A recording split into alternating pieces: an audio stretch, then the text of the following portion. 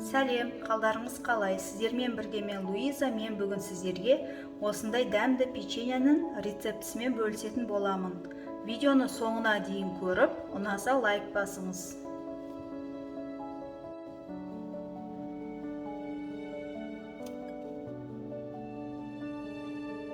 Қажет заттар: 120 грамм шекер, 1 жұмыртқа, кішкене тұз, 3 грамм қопсытқыш, 140 грамм сары май және ұн қажет.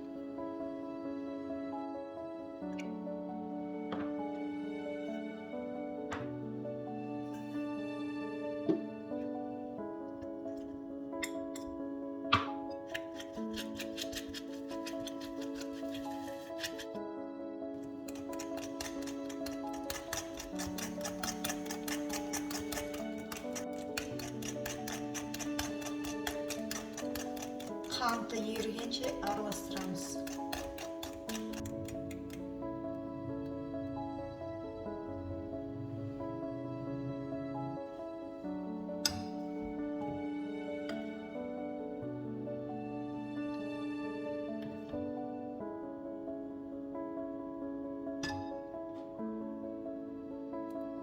Қопсытқыш.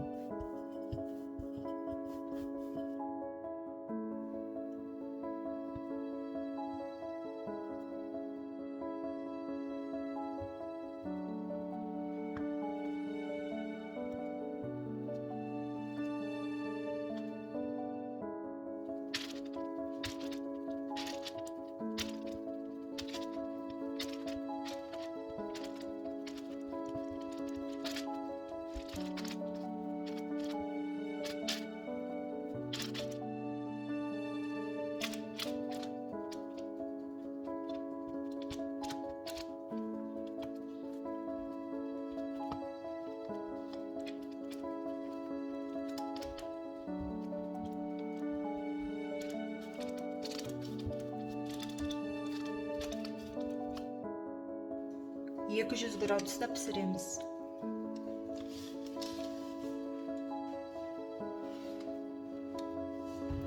Он 15 минутта пісті.